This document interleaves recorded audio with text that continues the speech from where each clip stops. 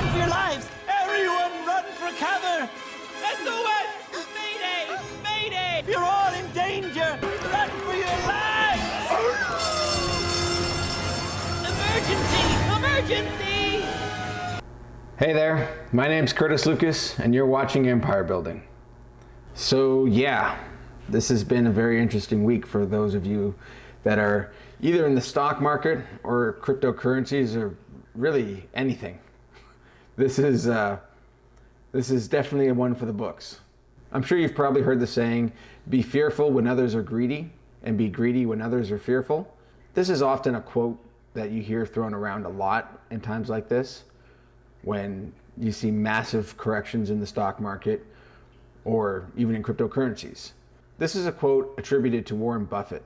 He wrote it in his 1986 letter to Berkshire Hathaway shareholders. This letter was dated February 27th of 1987.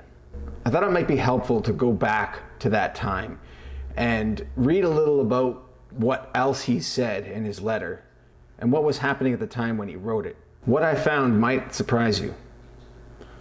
First, you can see we've had a massive pull down in the price for the S&P 500, down almost 27%. And the Dow Jones isn't any better. It's actually worse at 28%. All of this has occurred in a matter of only just 2 or 3 weeks. So the main reason why I wanted to do this video was to have a look at the actual letter that Warren Buffett wrote to his shareholders. So this is it. It's a pretty long letter. So we're going to focus in on just a section where he mentions being fearful and greedy. So throughout this letter, he talks a lot about the strategy that he's using, but this is where he starts talking about the stocks. Common stocks, of course, are the most fun. When conditions are right, that is. When companies with good economics and good management sell well below intrinsic business value, stocks sometimes provide grand slam home runs. But we currently find no equities that come close to meeting our tests. This statement in no way translates into a stock market prediction. We have no idea and never have had whether the market is going to go up, down, or sideways in the near or intermediate future. What we do know, however, is that the occasional outbreaks of those two super contagious diseases, fear and greed, will forever occur in the investment community. The timing of these epidemics will be unpredictable, and market aberrations produced by them will be equally unpredictable, both as to duration and degree. Therefore, we never try to anticipate the arrival or departure of either disease. Our goal is more modest. We simply attempt to be fearful when others are greedy and to be greedy only when others are fearful. As this is written, little fear is visible in Wall Street. Instead, euphoria prevails. And why not? What could be more exhilarating than to participate in a bull market which rewards to the owners of businesses become gloriously uncoupled from the plodding performances of the businesses themselves. Unfortunately, however, stocks can't outperform businesses indefinitely. There's a lot more to the letter, and if I wanted to spend an hour or more reading it to you in this video and you actually stuck around, that would be awesome. But that was the main part I wanted to focus in on. And I find it ironic, even, that he draws a comparison to the idea of fear and greed being a disease, like a contagion. He even refers to it as an epidemic on both sides. When I first found this section of the letter and I saw those words, I have to admit I was a little shocked.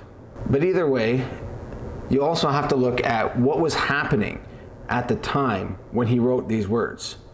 So, if we have a look at the S&P 500 back when he wrote this letter, the actual date of the letter was February 27th, 1987, which we can see here. The market had been in a long bull run, with prices just continuing to rise as time went on.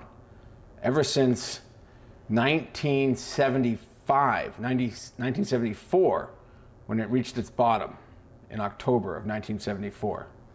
It's also worth noting that he in no way was trying to make a prediction of what would happen next. He made a point of stating that. But how close was he? Moving a little further on from February 27th, we see there was a massive drop later that year on roughly October 13th, 1987. So we have a look at Wikipedia and we see reference to Black Monday on October 19th, 1987. This is a name commonly attached to a sudden, severe, and largely unexpected stock market crash that struck the global financial system. In the United States, the Dow Jones Industrial Average fell exactly 508 points, 22.6%, accompanied by crashes in the futures and options market.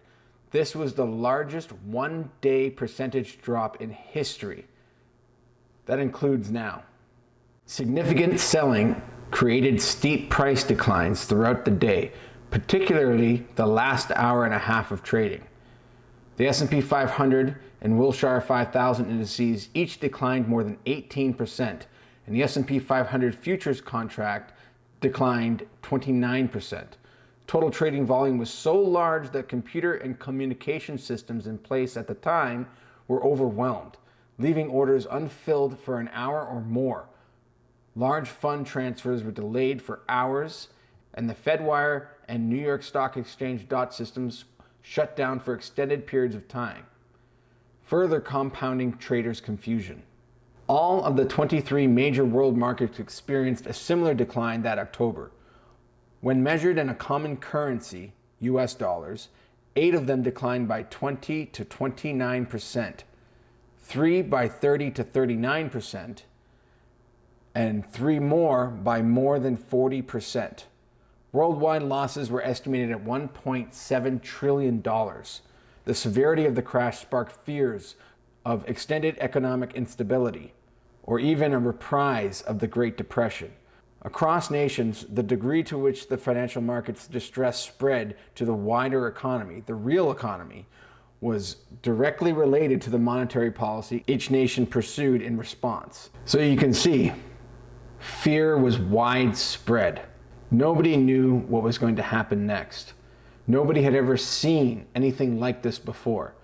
And in fact, this is what led to the United States instituting circuit breakers, which we have seen in spades this last week. After Black Monday, regulators overhauled trading clearing protocols to bring uniformity to all prominent market products. They also developed new rules known as trading curbs, or colloquially as circuit breakers, allowing exchanges to temporarily halt trading in instances of exceptionally large price declines in some indexes. For instance, the Dow Jones.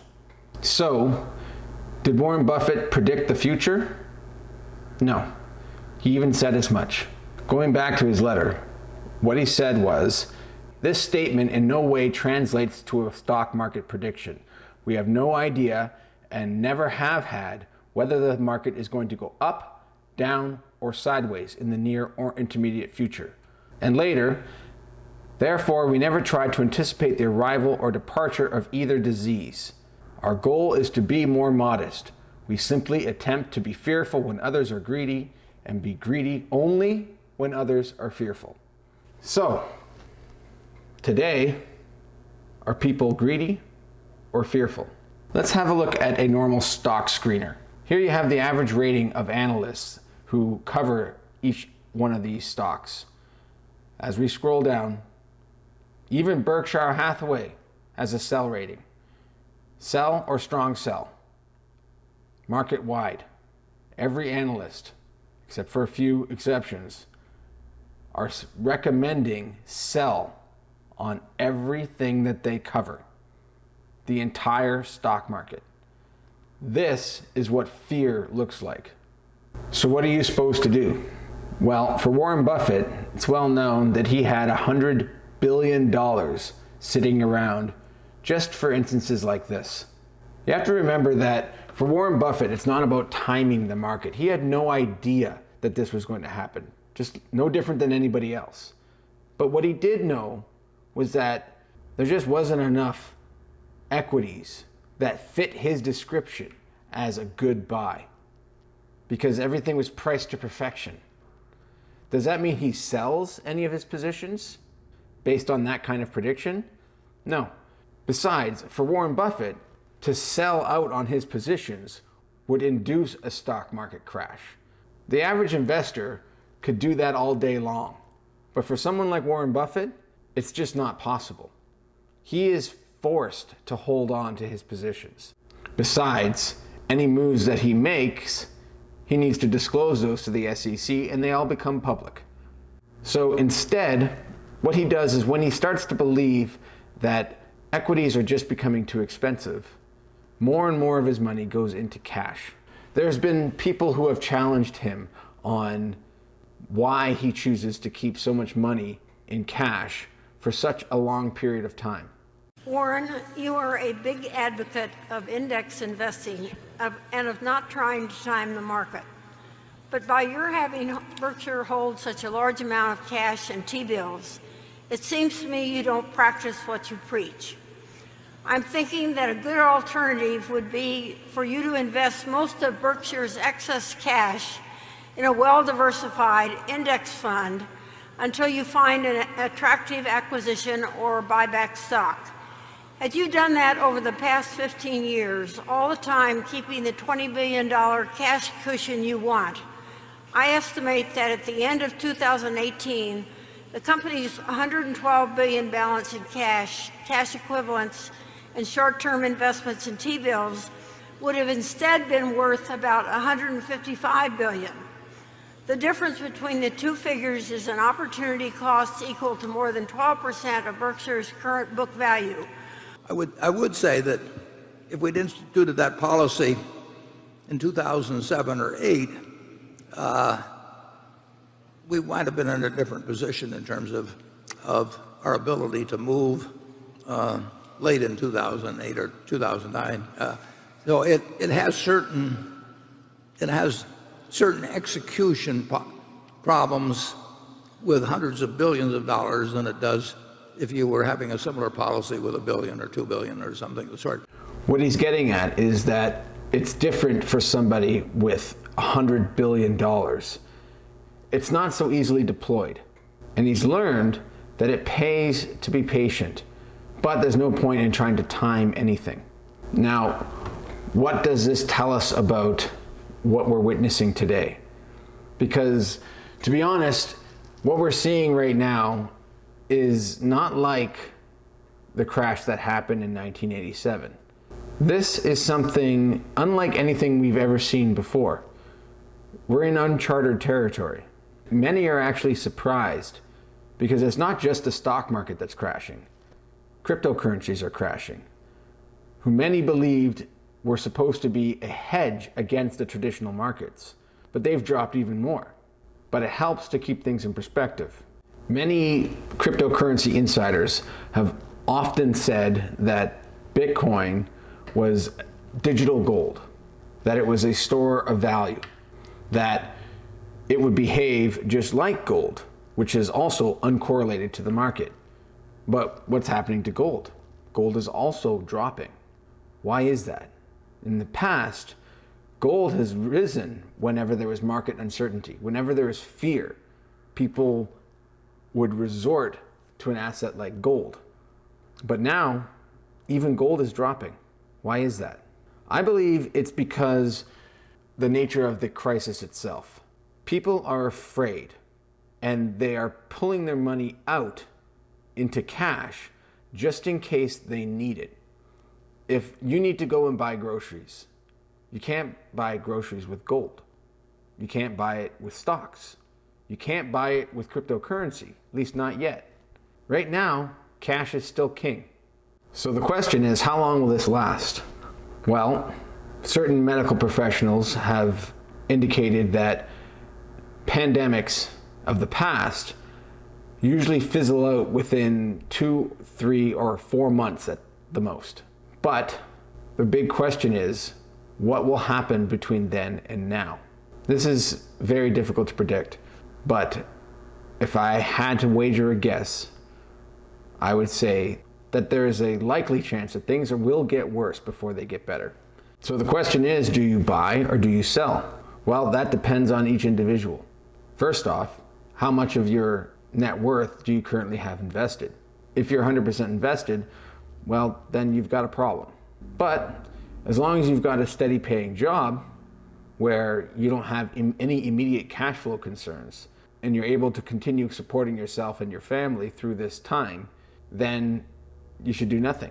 This is why it's so important to keep a buffer, a time buffer. This is meant to protect you in times like this.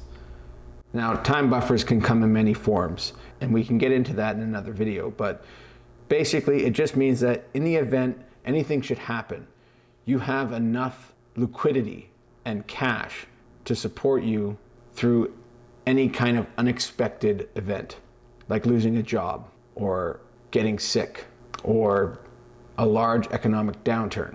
Of course, nobody's going to have the perfect response to this situation, not even Warren Buffett. But while this situation may be more severe than most we have seen in the past, this same behavior will occur again.